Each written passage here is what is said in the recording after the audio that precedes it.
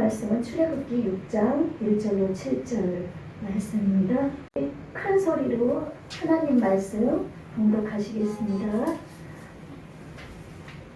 여호와께서 모세에게 이르시되 이제 내가 바로에게 하는 일을 네가 보리라. 강한 손으로 말미암아 바로가 그들을 보내리라. 강한 손으로 말미암아 바로가 그들을 그의 땅에서 쫓아내리라. 하나님이 모세에게 말씀하여 이르시되 나는 여호와이니라. 내가 아브라함과 이삭과 야곱에게 전능의 하나님으로 나타났으며 나의 이름을 여호와로는 그들에게 알리지 아니하였고 가나안 땅 곧 그들이 거주하는 땅을 그들에게 주기로 그들과 언약하였다니 이제 애굽 사람이 종으로 삼은 이스라엘 자손의 신음소리를 내가 듣고 나의 언약을 기억하노라. 그러므로 이스라엘 자손에게 말하기를 나는 여호와라. 내가 애굽 사람의 무거운 짐 밑에서 너희를 빼내며 그들의 노역에서 너희를 건지며 편팔과 여러 큰 심판으로서 너희를 순명하여 너희를 내 백성으로 삼고 나는 너희 하나님이 되리니 나는 애굽 사람의 무거운 짐 밑에서 너희를 빼낸 너희의 하나님 여호와인 줄 너희가 알지라. 아멘. 이제 우리의 삶은 무덤에서 일어났습니다. 아멘. 네, 우리에게는 승리만이 있습니다. 아멘. 네, 우리는 늘 승리만이 있는 줄로 믿습니다. 이제 엑소더스 출애굽기를 계속해서 이제 해나가고 있습니다. 이 출애굽은 말씀드렸다시피 탈출이라는 그런 뜻이지만은 이것은 애굽에서 하나님께서 이스라엘 백성을 그 위대하신 여호와 하나님께서 전능의 손길로 모세를 통해서 인도하신 내용이라고 말씀을 드렸습니다.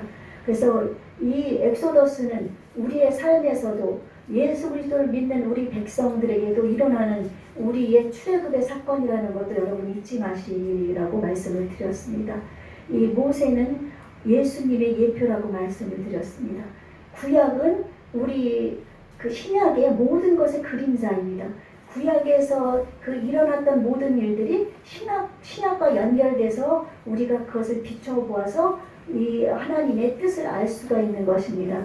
그러므로 말미암아 구약만 중요하고 신약만 중요한 것이 아니라 구약, 신약, 66권 모두가 하나님께서 하나님의 사람에게 하나님의 성령으로 감동함을 입은 사람들에게 하나님께서 주신 말씀이기 때문에 이 말씀을 하나님이 내게 주신 말씀이라고 받고 이 말씀을 정말 읊조리면서 이 말씀을 실천하려고 하면서 하나님 앞에 시선을 고정하고 예수님을 바라보면서 나아갈 때 하나님께서 우리를 통해서 이 땅에 하나님 나라가 이루어지고 또한 우리를 통해서 하나님의 크신 역사를 이루어 주시는 줄로 분명히 믿습니다. 이제 이스라엘 백성이 지금 애굽 땅에서 430년이란 그 기간 동안 지나가는 과정 속에서 이 백성이 하나님의 놀라운 은혜 가운데 많은 핍박과 어려움 속에서도 인원이 장정만 60만 명, 거의 출애굽할 때 장정만 60만 명이니까 그 남자 여자 이렇게 또 어린 아이들까지 늙은이들 늙은 아이 늙은 사람들 또 20세 미만의 남자랑 아이들 그리고 전체를 합치면은 거의 200만에서 300만 정도의 그 인원이 이 출애굽을 하는 사건으로서 이거는 역사적으로 엄청나게 큰 기적적으로 기록되어 있는 사건입니다. 그래서 이거는 사람들은 뭐 신화라고 얘기하고 이거는 이야기라고 얘기하지만 우리 하나님은 전능하신 하나님이시기 때문에 못하실 것이 없습니다. 하나님은 아브라함에게 약속하셨던 것처럼 이 백성들을 그 애굽 땅에서 구해낼 것을 벌써 말씀을 해주셨던 것이거든요. 아브라함을 통해서. 근데 약속의 하나님께서는 그 약속을 이루기 위해서 드디어 이제 출애굽의 역사를 시작하시게 된 겁니다. 하나님의 시계, 하나님의 시간표는 이제 계속 써 나가져 가고 있고 이제 그 하나님의 시간표가 이제 거의 이제 끝나갈 때가 다가오고 있습니다. 이 땅이 죄악이 관영해서 우리 예수님이 오실 날이 신이도 가까워오고 있기 때문에 우리는 그것을 바라보면서 이스라엘의 이 지나가는 이 출애굽의 사건을 보면서 우리가 정말로 하나님을 위해서 어떻게 살 것인가를 우리가 다시 한번 깨달아 봐야 될 줄로 믿습니다. 이제 이스라엘 백성이 종살이를 하면서 그들이 많아지니까 바로 왕이 이들을 괴롭히기 시작합니다. 그 북고성을 짓게 만들면서 힘들게 막 건축을 하는데 투입을 하고, 그리고 또 농사 짓는데 투입하면서 아주 힘든 일들만 골라서 계속 시키니까 이들이 점점 이제 어려워지기 시작합니다. 그리고 나서 이제 그래도 인원들이 많아지니까 십브라와 부하라는 산파를 통해서 이스라엘 백성들에게서 아이가 태어나면 남자아이는 죽여버리고 여자아이만 살리라고 합니다. 그런데 십브라와 부하는 애굽인이면서도 하나님을 경외하는 사람들이었습니다. 그래서 하나님을 경외하는 사람들이었기 때문에 이스라엘의 아이를 죽이는 것을 꺼려했습니다. 그래서 그들은 그 아이들을 죽이지 않고 살려주게 되고, 그러므로 말하면 바로가 노예에서 그들을 불러서 너희들이 왜 그리하였느냐 할 때 그들은 하나님에게서 받은 그 지혜의 말로써 이스라엘 여자들이 너무나 튼튼하기 때문에 아이가 그러니까 태어나서 자기네들이 가기도 전에 아기가 태어나기 때문에 자기네들이 아이를 죽일 수 없다고 했습니다. 그때 하나님께서는 이 부하와 그 십브라에게 은혜를 베풀어 주셔서 하나님께서 그들에게 많은 복을 주시고 그들을 창성케 하는 복도 허락해 주셨습니다. 우리가 신앙생활을 할 때 십브라와 부하처럼 정말 신앙의 선택의 기로점에 있을 때가 있습니다. 그렇죠? 내가 정말 내가 이 교회를 와서 주일을 상수할 것인가, 아니면 내가 일이 있는데 이 일을 할 것인가, 아니면은 너가 예수를 믿지 않으면 수억을 주겠다는 사람이 혹시 나타난다든지, 또 그런 경우에 우리는 선택의 기로점에 서게 됩니다. 내가 이 많은 돈이 있으면 이 세상을 살아가는데 너무나 좋고, 나는 돈을 벌어야 돼서 나는 직장을 다니고 나는 내 일을 해야 되는데, 그런 선택의 기로점에 있을 때 부하와 십브라는 자기의 목숨을 건 것입니다. 이 일이 들통이 나면 바로에게 목숨을 잃을 뻔한 잃을 정도의 그런 위급한 위기의 상황 속에서도 그는 하나님을 경외했기 때문에 그 아이들을 살려줬던 것이거든요. 그러므로 말미암아 우리가 신앙의 기로점이 있을 때 우리 하나님은 위대하신 하나님이십니다. 전능하신 하나님이십니다. 못하실 것이 없는 하나님이십니다. 그 하나님을 믿고 의지하며 나아가면 하나님께서 반드시 하나님의 뜻 가운데서 하나님이 원하시는, 하나님이 기뻐하시는 길로 인도해 줄 줄로 분명히 믿습니다. 몇 주 전에 신이 보낸 사람이라는 기독교 영화를 제가 보면서 거기 시작에 이제 그 북한에서 이제 예수님을 믿다가 걸린 거예요. 걸려가지고 이제 사형의 위기에 있는 그 주인공의 아내가 처음부터 이제 여호와는 나의 목자시니 내게 부족함이 없으리로다. 이 말씀이 깜깜한 암흑 속에서 이 말씀을 외우는 장면부터 시작이 되는데 완전히 피투성이가 돼가지고 죽을 지경에 이르렀습니다.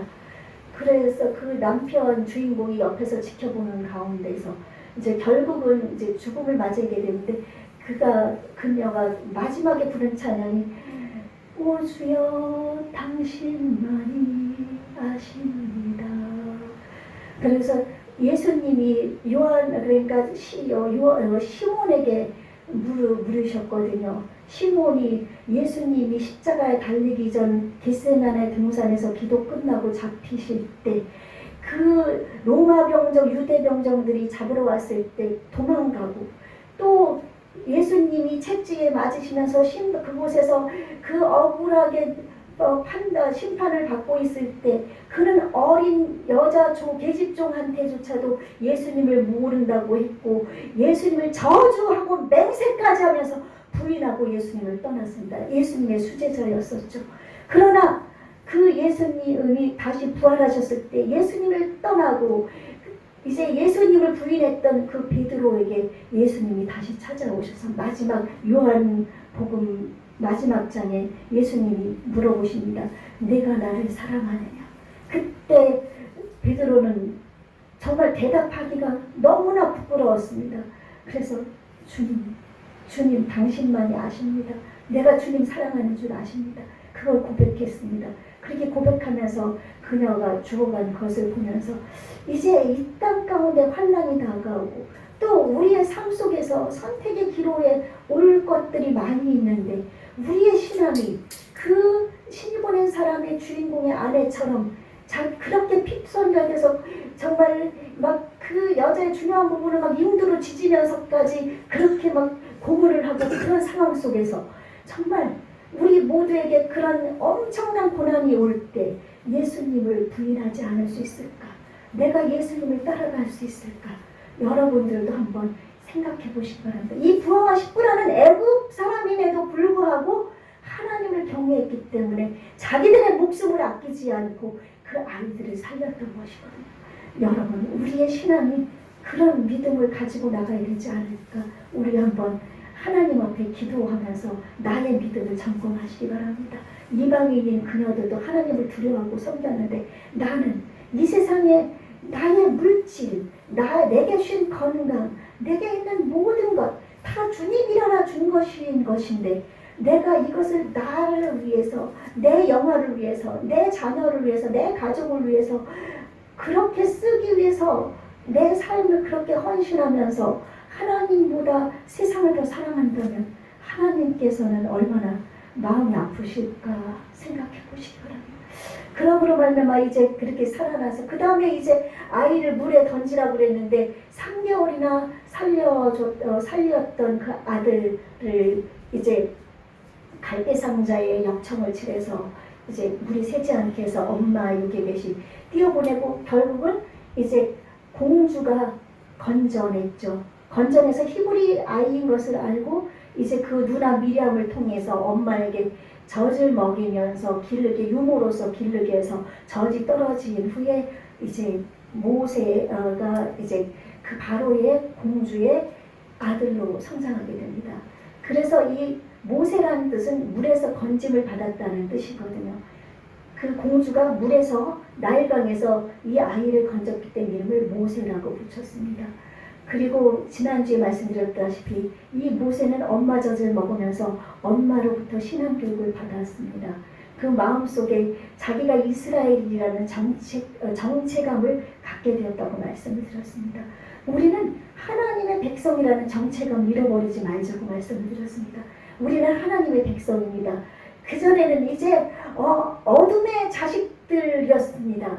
우리가 하나님의 백성이었음에도 불구하고 마귀를 따라가는 마귀의 종로를 타는 마귀의 자식들이었지만 예수님으로 인해 우리는 어둠의 나라에서 빛의 나라, 사랑의 하나님의 아들의 나라로 옮겨진 하나님의 아들로 인해 구원받은 하나님의 백성들인 것입니다. 그러므로 말미암아 우리는 빛의 자녀답게 하나님의 아들답게 하나님의 나라로 옮겨진 그 사람들답게 우리는 삶을 살아야 되는데 그 삶을 이제 그 쉴마로부터 해서 이제 그 엄마 요괴 대신 모세에게 애기 젖 먹이면서 계속 가르쳐 줬습니다. 그래서 모세는 바로의 그 공주의 왕자로서 성장했음에도 불구하고 그의 마음에는 이스라엘이라는 나는 이스라엘 사람이라는 나는 이스라엘을 구원할 자라는 그런 이 고통당하는 내 백성을 구원할 자라는 그런 마음에 그런 정체감이 심어져 있었습니다. 그런 와중에 이제 어느 날 나가보니까 그 이스라엘 백성이 그 애굽 사람들에게 채찍을 맞으면서 고통당하는 것을 본 것입니다. 그래서 그는 그 사람들이 안 보는 틈을 타서 애굽 사람을 죽여가지고 모래 속에 묻어버리고 맙니다. 그리고 그 다음 날이가 이제 얼마 지나지 않아서 이제 이스라엘 백성들끼리 싸우는 것을 목격하게 됩니다. 이스라엘 백성들끼리 싸우는 것을 보고서는 모세가 가서 말합니다. 너희 같은 민족인데 서로 싸우면 되겠느냐? 그랬을 때 이 형제를 해야 하는 그 다른 이스라엘 백성, 같은 싸우는 그 이스라엘 백성이 얘기를 합니다. 내가 무엇이간데 너가 하나님이라도 되느냐?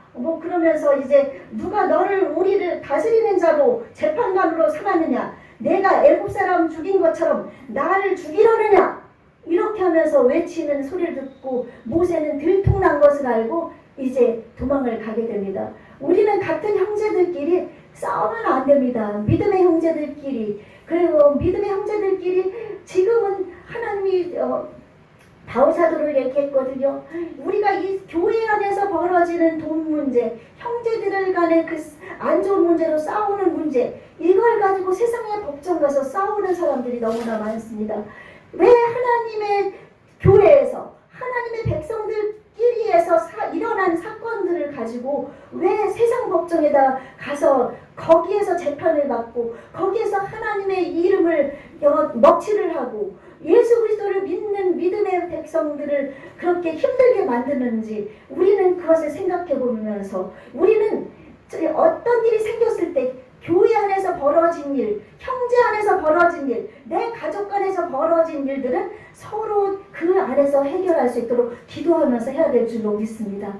예, 그래서 이스라엘 백성끼리 싸우는 이것 때문에 결국은 근데 모세는 거기에서 자기가 어머니에게로 배운 것은 자기가 이스라엘 백성을 구원할 자라는 그런 정체감은 있었는데 하나님을 의지하는 것보다는 내 손으로 이스라엘을 백성을 구원할 것이라는 그런 확신이 그에겐 있었던 것입니다. 그렇기 때문에 애굽 사람을 쳐 죽였고 그래서 그의 의를 드러내려고 했습니다. 우리는 내가 무엇을 계획하고 어떤 일을 시행할 때 내가 한다고 생각하지 마십시오. 사람이 일을 계획할지라도 걸음을 인도하시는 이는 여호와 하나님이십니다. 아멘. 그러므로 여러분이 어떤 것을 계획할지라도 기도하면서 하나님의 뜻이 어디에 있는지 구해야 됩니다. 하나님, 제가 지금 이 일을 하고 지금 이런 상황 속에 있는데 하나님의 뜻이 어디에 있습니까? 제 생각대로 하게 하지 마시고 아버지의 뜻대로 되길 원합니다. 하나님이신 예수님께서도 그렇게 기도를 하셨잖아요. 십자가를 지는 것이 하나님 저는 지고 싶지 않지만 아버지여 아버지의 뜻이면 따르겠습니다. 결국은 십자가를 지었기 때문에 우리를 구원하셔서 그 영원한 지옥의 불못에서 영원한 천국으로 인도하시는 놀라운 하나님의 뜻을 우리 주님께서도 이루지 않으셨습니까? 우리는 이 세상 삶 속에서 정말 하나님의 뜻을 구해야 됩니다. 자기의 의를 드러내고 자기가 뭘 하려다 보니까 결국은 이렇게 같은 이스라엘 백성에게로부터 들통이 나서 이제 그는 미디안 광야로 피신을 가게 되는 겁니다. 그래서 미디안 광야로 피신을 가게 되어서 이제 그는 이제 너무나 실망되고 낭망된 가운데죠. 그 광야에서 그 피신을 가서 이제 한쪽에 앉아 있을 때 그때 그 제사장 이드로 그 미디안 땅의 제사장 이드로 르우엘이라고 하고 제사장직을 얘기할 땐 이드로 그냥 평범한 사람으로 이름할 땐 르우엘이라고 기록한다고 어제 이렇게 성경 찾아봤거든요. 그래서 그 르우엘과 이드로 그래서 이드로라고도 하고 르우엘이라는 그 제사장의 딸들 7이 그 목자들이거든요. 그래서 양들이랑 가축들에게 물을 먹이려 했을 때 그때 그 미디안 땅에 있는 다른 족속들이 이제 나쁜 사람들이 그녀들에게 그 가축들에게 물을 못 먹이게 하고 그럴 때 모세가 그들을 구해주고 그 가축들에게 물을 먹이고 그들을 구해내게 됩니다. 그러니까 그 자기의 의를 가지고 이스라엘 백성을 구원하려고 그렇게 했다가 누명을 쓰고 또한 그렇게 자기의 위급함을 느끼고 도망 나온 그 모세는 하나님께서 나중에 말씀하신데 온유하기가 이 세상에 어떤 사람보다도 모세 같은 자가 없다고 한 것처럼 그의 마음속에는 온유함이 있었고 그의 마음에는 성실함이 있었고 그의 마음에는 사랑하는 마음이 있었고 그의 마음에는 그 예수님과 같은 그런 마음이 있었던 겁니다. 그렇기 때문에 위기에 처한 그 소녀들을 구해내게 되고 나중에는 그 7명 중에 1명인 십보라의 남편이 되고 그러면서 이 40년을 이 미디안 광야에서 목자로서 양치는 목동으로서 생활을 하게 됩니다. 40년 동안 이 애국 땅에서 왕자로서 모든 학문과 또한 그 전쟁 기술과 모든 것을 다 익혀서 아주 정말 화려한 그런 생활을 했던 모세가 40년 동안 이제 목자로서 그는 정말 낮아지고 낮아지는 그런 자리에서 그는 삶을 살게 되는 겁니다. 우리는 삶을 살다 보면은 때로는 높아지기도 합니다.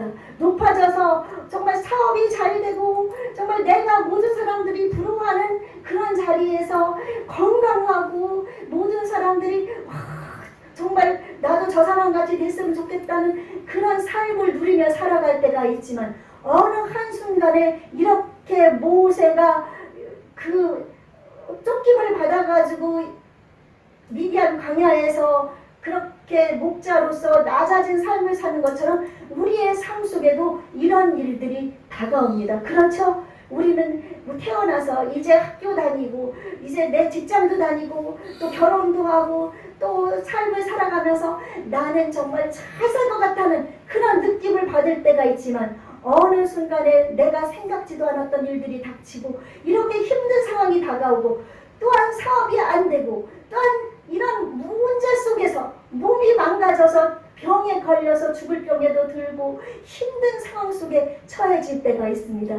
그러나 이런 상황이 온다 할지라도 우리는 이 상황 속에서 낙망하고 실망하고 좌절할 것이 아니라 내게 주어진 사명이 무엇인가? 내가 지금 왜 이런 상황 속에 처해져 있는가를 생각하면서 현재 내게 주어진 상황 속에서 예수 그리스도를 믿는 더군다나 우리의 하나님의 백성들은 하나님의 마음을 생각하면서 예수 그리스도의 그 마음을 생각하면서 우리가 인내하며 순종하며 사랑하며 그곳에서 주님을 섬기며 내게 주어진 일에 최선을 다하고 성실히 행할 때 하나님께서는 그것을 기억하실 수 있는 줄로 믿습니다. 아멘. 지금 어려운 상황에 있습니까? 병들어서 정말 죽을 병에 들어 있습니까? 내 삶이 너무나 힘듭니까? 내 사업이 정말 내가 막 빠둥빠둥해야만 살아야 되는 그런 상황 속에 있습니까? 여러분 이 상황 속에서 원망하고 불평하고 좌절하지 말고 이제 모세는 그곳에서 자기의 일을 그 높은 자리에서 벗어났음에도 불구하고 그 자리에서 최선을 다하고 어느 날 그가 이제 자기가 기르는 양떼를 데리고 호렙산이라는 하나님의 산으로 올라가게 됩니다. 하나님의 산으로 올라갔는데 거기에서 신기한 장면을 목격하게 됩니다. 그 떨기나무라고 가시덤불이거든요. 가시덤불 같은 그곳에 불이 붙은 거예요. 근데 이스라엘이라는 나라는 그 미디안 광야는 사막이기 때문에 낮에는 막 45도 이상으로 막 펄펄 태양빛이 이글거리고 밤에는 영하 40도까지 가는 아주 엄청난 추위가 낮과 밤이 극과극으로 달리는 그런 곳입니다. 그래서 이스라엘 백성이나 이 광야에 있는 사람들이 속옷 이런 옷과 겉에 이렇게 예수님 보면은 빨간 거 우리 그림에 보면 이렇게 돼 있는 거 보여드렸죠. 그것이 겉옷이고 이런 우리가 입고 다니는 옷을 속옷이라고 그래요. 뭐 팬티 러닝이 속옷이 아니라 거기는 우리가 입고 다니는 겉에 있는 옷을 그래서 우리는 겨울에 이렇게 옷 입고 겉에 외투 입잖아요. 그쵸? 외투 입는 그런 겉옷. 그래 우리가 평범하게 입는 옷을 이스라엘 백성은 속옷이라고 그랬거든요. 그래서 그렇게 입고 다니다가 이제 여행을 하다가 추울 때는 그 겉옷을 이불처럼 덮고 자는 거예요. 따뜻하게. 그래서 그것이 그들의 생명같이 귀한 것이거든요. 그래서 예수님께서도 누가 형제에게 이 겉옷을 이제 이거를 저당 잡혔으면은 해가 지기 전에 그것을 갖다 주라고 그래요. 왜냐하면 그 사람에게는 그것이 전부이기 때문에 그것을 입고 자야 따뜻하게 할 수 있기 때문에 예수님은 하고 해가 지기 전에 내 형제가 너에게 빚을 져서 겉옷을 네가 저당을 잡혔어 가지고 있으면 그것을 돌려주라고 말씀한 것입니다. 그래서 이것이 근데 왜 그렇게 뜨거웠던 땅이 왜 그렇게 밤에는 차가워지는가 하면은 이 물 있잖아요. 물은 이렇게 끓으면은 끓는 점이 100도잖아요. 그래서 물은 이 액체 같은 경우는 끓고 나서 끓은 것을 놔두면 이게 금방 식어요? 금방 안 식죠. 한참 걸려서 식거든요. 액체는 이 뜨거워졌다가 이 액체 전체가 뜨거워지면서 이거는 그 점점 낮아져서 그 기온이 점점 낮아지는데 이 고체 같은 거 보채 같은 것, 모래가 보채잖아요. 그쵸? 알맹이잖아요. 이거는 이 태양빛이 뜨거워지면 보채는 바로 그 빛을, 그러니까 바로 흡수해가지고 그 빛을 바로 받아들여가지고 그냥 펄펄펄펄 끓기 때문에 금방 뜨거워지는데, 이 고체는 금방 식는다고 그래요. 우리 이런 철판 같은 거, 얇은 철판 같은 거 뜨거웠다가도 이렇게 빼내면은 금방 식잖아요. 그쵸? 저희가 이렇게 스펀지 자를 때 철사를 열을 해가지고 스펀지를 양쪽에서 이렇게 자르거든요.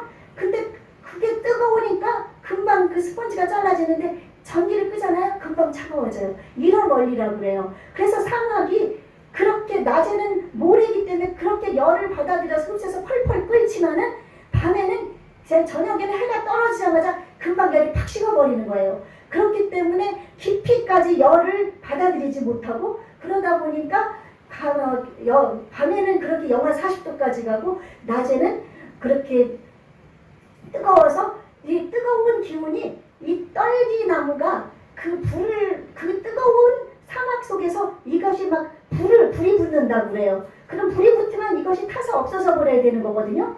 없어져 버려야 되는데, 모세가 멀리서 보니까 이 떨기나무가 불이 붙었는데, 불이 막 펄펄 타오르는데, 분명히 저 불이 이제 타서, 그 떨기나무가 다 타서 없어져야 되는데 타서 없어지질 않는 거예요. 그러니까 그것이 너무 신기해가지고 이제 가까이 가게 될 때 하나님께서 말씀하십니다. 내가 선 것은 거룩한 것이니 더 이상 가까이 오지 말고 내 발에서 실을 벗으라. 그래서 놀라가지고 모세는 추춤거리면서 신을 벗고 떨기나무 근처까지 가까이 못 갑니다. 그것은 하나님의 영광의 불꽃이었습니다. 하나님께서 40년 동안 이제 목자 생활하며 성실하게 이곳에서 낮아지는 훈련, 이제 그 본래 애굽에서 지도자로서 키워졌지만 교만했고 자신이 왕자라는 것에서 그 허울을 벗어버리고 낮아져서 내가 하나님의 백성을 내가 구할 수 없다는 그런 자리에 올 수 있을 때까지 하나님이 40년 동안 그곳에서 훈련을 시키셨다가 결국은 40년이 끝나는 날 호렙산 떨기나무 속에 하나님의 임재가 나타나서 모세를 부르시게 된 겁니다. 아멘. 여러분, 모세가 낮아지고 겸손해지고 저는 아무것도 할 수 없습니다. 나는 이제 목자에 불과합니다.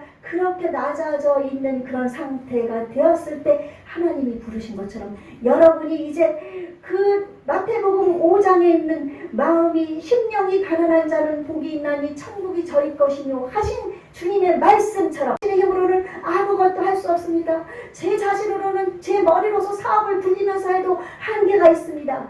하나님, 제가 제 병을 치료하려고 병원에 다니고 이렇게 하고 있지만 저로서는 의학에 의지하고 있지만 저로서는 한계가 있습니다. 저는 어찌할 수가 없습니다. 하나님만이 저의 생명의 주관자이기 때문에 제가 병원에서 치료를 받든 또 밥을 먹든 제가 사업을 하든 이 모든 것은 하나님의 손아귀에 있습니다. 하나님, 저는 아무것도 할 수 없으니 하나님 도와주세요. 하나님, 저는 하나님이 필요합니다. 그런 낮아지는 마음이 될 때 하나님께서 모세를 그 가시떨기에서 부르셨을 때 이스라엘을 구원할 이제 소명을 주시게 되거든요. 여러분이 그런 소명자로 일어날 수 있는 줄 믿습니다. 여러분의 사업의 문제, 직장의 문제, 여러분의 질병의 문제, 여러분의 자녀의 문제, 여러분의 부부의 문제, 여러분의 삶의 문제, 여러분이 할 수 없는 모든 것들, 내 손으로, 내 머리로, 내 지혜로, 내 건강으로 아무리 해도 되어지지 않는 모든 것들은 하나님께서 하십니다. 아멘. 여러분, 그 하나님을 이제 여러분이 마음에 믿고 이제 그 하나님을 바라보십시오. 여러분, 이 자리에 앉아있는 것이, 오늘 이 말씀을 듣는 것이 하나님이 여러분에게 주신 기회인 줄로 믿습니다. 아멘. 로마의 신화에 보면 기회라는 동물이 있습니다. 기회라는 동물이 있는데 기회라는 동물은 귀가 이만큼 큰데 토끼귀처럼 큰데 꼬리가 없습니다. 이 기회라는 동물이 한 평생에 3번 정도 지나간다고 그래요. 기회라는 동물이 달려갈 때 그 기회가 오는 것을 딱 보고서 귀를 잡으면은 그 사람은 기회를 잡는 것이지만 그 귀를 놓치잖아요. 그 기회를 지금 우리가 없기 때문에 놓쳐버리게 돼서 이제 자기의 기회를 상실한다고 그래요. 그래서 기회가 중요하다고 그러는데 지금 여러분 이 자리에서 오늘 이 말씀을 듣는 것이 여러분의 기회인 줄로 믿습니다. 아멘. 하나님은 살아계신 전능하신 아도나이 하나님이십니다. 그 하나님은 여러분과 함께 하십니다. 여러분의 모든 문제와 여러분의 삶의 지금까지 살아왔던 모든 가정, 여러분의 앞에 미래일까지도 우리 주님께서는 다 아시고 계획해 놓으셨습니다. 그렇기 때문에 여러분 지금 무슨 위치, 무슨 처지, 어떤 형편에 있든지 여러분이 낭망하고 좌절하고 실망하지 말고 있는 자리에서 성실하게 자신의 일을 감당하면서 하나님을 바라보십시오. 세상을 바라보면 실망이고 좌절이고 낭망밖에 없습니다. 사람을 바라보면 희망이 없습니다. 그러나 하나님은 우리의 소망이고 예수님은 우리의 소망이고 우리의 빛이시고 우리의 길이시고 우리의 인도자가 되시기 때문에 그 예수님을 바라보실 때 여러분은 모세처럼 하나님이 부르신 것처럼 여러분을 써주시고 여러분이 있는 데서 새로운 변화가 놀라운 은혜 가운데서 나타날 줄로 믿습니다. 아멘. 그러므로 이제 이 모세를 바라보면서 여러분이 이제 지금 내가 과거에는 화려했던 생활을 했습니까? 내가 정말 좋은 생활 속에 있었습니까? 이제 그것 다 잊어버리고 지금 현재 내 상황 속에서 하나님밖에는 도움이 없습니다. 나의 도움이 어디서 올고 나의 도움이 천지를 지으신 여호와께로서다. 하나님 저를 불쌍히 여겨주시고 도와주십시오. 하나님 전 하나님이 필요합니다. 그렇게 나갈 때 여러분의 지금까지의 삶의 인생이 업그레이드되고 변화가 될 줄로 믿습니다. 우리 하나님을 바라보십시오. 아멘. 제 힘으로는 아무것도 할 수 없습니다. 제 자신으로는 제 머리로서 사업을 불리면서 해도 한계가 있습니다. 하나님 제가 제 병을 치료하려고 병원에 다니고 이렇게 하고 있지만 저로서는 의학에 의지하고 있지만 저로서는 한계가 있습니다. 저는 어찌할 수가 없습니다. 하나님만이 저의 생명의 주관자이기 때문에 제가 병원에서 치료를 받든 또 밥을 먹든 제가 사업을 하든 이 모든 것은 하나님의 손아귀에 있습니다. 하나님 저는 아무것도 할 수 없으니 하나님 도와주세요. 하나님 저는 하나님이 필요합니다. 그런 낮아지는 마음이 될 때 하나님께서 모세를 그 가시떨기에서 부르셨을 때 이스라엘을 구원할 이제 소명을 주시게 되거든요. 여러분이 그런 소명자로 일어날 수 있는 줄로 믿습니다. 여러분의 사업의 문제, 직장의 문제, 여러분의 질병의 문제, 여러분의 자녀의 문제, 여러분의 부부의 문제, 여러분의 삶의 문제, 여러분이 할 수 없는 모든 것들 내 손으로 내 머리로 내 지혜로 내 건강으로 아무리 해도 되어지지 않는 모든 것들은 하나님께서 하십니다. 아멘. 여러분 그 하나님을 이제 여러분이 마음에 믿고 이제 그 하나님을 바라보십시오. 여러분 이 자리에 앉아있는 것이 오늘 이 말씀을 듣는 것이 하나님이 여러분에게 주신 기회인 줄로 믿습니다. 아멘. 로마의 신화에 보면 기회라는 동물이 있습니다. 기회라는 동물이 있는데 기회라는 동물은 귀가 이만큼 큰데 토끼귀처럼 큰데 꼬리가 없습니다. 이 기회라는 동물이 한 평생에 3번 정도 지나간다고 그래요. 기회라는 동물이 달려갈 때 그 기회가 오는 것을 딱 보고서 귀를 잡으면은 그 사람은 기회를 잡는 것이지만 그 귀를 놓치잖아요. 그 기회를 놓치면 꼬리가 없기 때문에 놓쳐버리게 돼서 이제 자기의 기회를 상실한다고 그래요. 그래서 기회가 중요하다고 그러는데 지금 여러분 이 자리에서 오늘 이 말씀을 듣는 것이 여러분의 기회인 줄로 믿습니다. 아멘. 하나님은 살아계신 전능하신 아도나이 하나님이십니다. 그 하나님은 여러분과 함께 하십니다. 여러분의 모든 문제와 여러분의 삶의 지금까지 살아왔던 모든 가정, 여러분의 앞에 미래일까지도 우리 주님께서는 다 아시고 계획해 놓으셨습니다. 그렇기 때문에 여러분 지금 무슨 위치, 무슨 처지, 어떤 형편에 있든지 여러분이 낭망하고 좌절하고 실망하지 말고 있는 자리에서 성실하게 자신의 일을 감당하면서 하나님을 바라보십시오. 세상을 바라보면 실망이고 좌절이고 낭망밖에 없습니다. 사람을 바라보면 희망이 없습니다. 그러나 하나님을 우리의 우리의 소망이고 예수님은 우리의 소망이고 우리의 빛이시고 우리의 길이시고 우리의 인도자가 되시기 때문에 그 예수님을 바라보실 때 여러분은 모세처럼 하나님이 부르신 것처럼 여러분을 써주시고 여러분이 있는 데서 새로운 변화가 놀라운 은혜 가운데서 나타날 줄로 믿습니다. 아멘. 그러므로 이제 이 모세를 바라보면서 여러분이 이제 지금 내가 과거에는 화려했던 생활을 했습니까? 내가 정말 좋은 생활 속에 있었습니까? 이제 그것 다 잊어버리고 지금 현재 내 삶